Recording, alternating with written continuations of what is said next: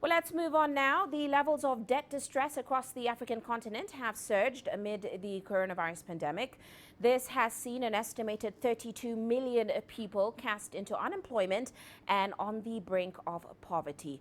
While CGTN's Ramah Nyang spoke to the International Monetary Fund's African Director, Abebe Selassie, on the debt service obligations by governments amid drops in revenue earnings and contractions in the job market. At the most concessional form of financing that's available.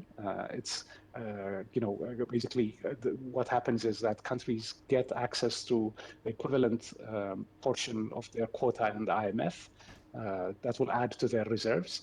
These resources can be used to, procure really important things that countries need right now. A good example is to pay for vaccines, or indeed other development spending needs that have with an import component. So this general allocation, which looks set to move forward after endorsement by our governing board, should help countries to a significant degree. About 23 billion out of the 650 billion allocation will be going to sub-Saharan African countries. And that certainly would be a useful development. Do you think this, given the need for reprofiling at this point in time, Ghana tapped the market just recently, raised about $3 billion from the markets.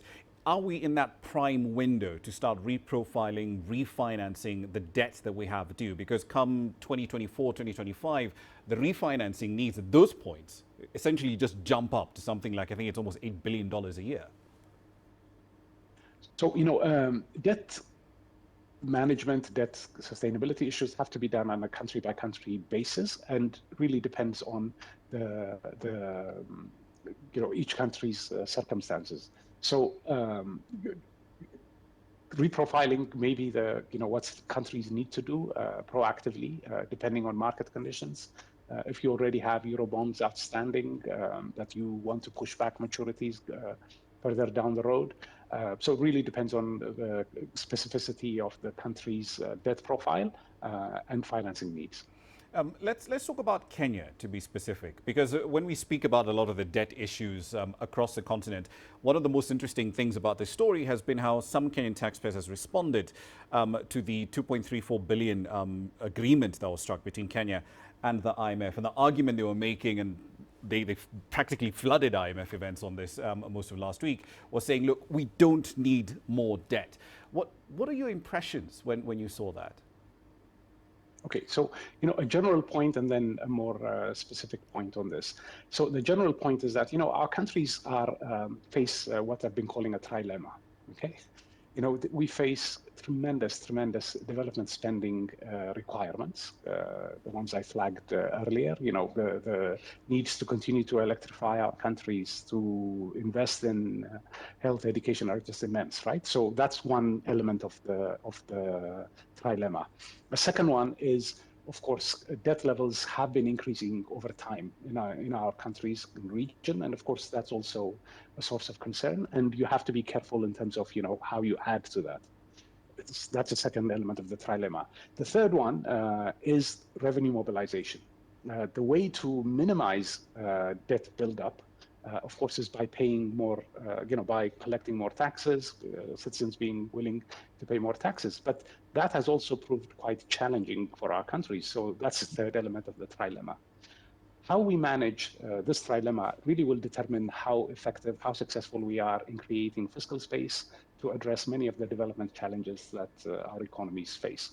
Indeed, the report also makes the argument that there's room for making tax administration a lot more efficient. And one of the key ones that you point out is that you've got this VAT efficiency rate of 35%, pretty much across the region. The global average is closer to 50%. But beyond the things you've mentioned, removing and streamlining exemptions, which some countries tried to do, Kenya tried to do that back in 2013. But what else can be done? Because we're framing this against the context of the job losses that you mentioned earlier, an 8% decline in net employment. In Kenya, it was 1.7 million people out of work in the second and third quarters of the year. So available jobs are going down, but at the same time, we need to raise more money. So how do we square that circle? That goes back a little bit to this trilemma point that I made our countries facing. One element of the trilemma being tax revenue mobilization. Look, I think, first point to make is that, taxation is always a very deeply domestic and political issue. The level of taxes people are willing to pay also depends, of course, on their social contract, the compact between people and the government, and how effective they see their government being. So you cannot take that away from that. So there is that political side to the question, but there are also technical things that can be done to make sure that you have, for example, as you noted, tax administration is not cumbersome.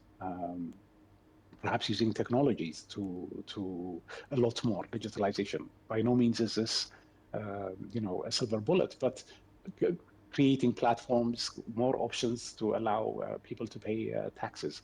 I think, though, a lot of investment also has to be made by governments in showing what this money is being used for.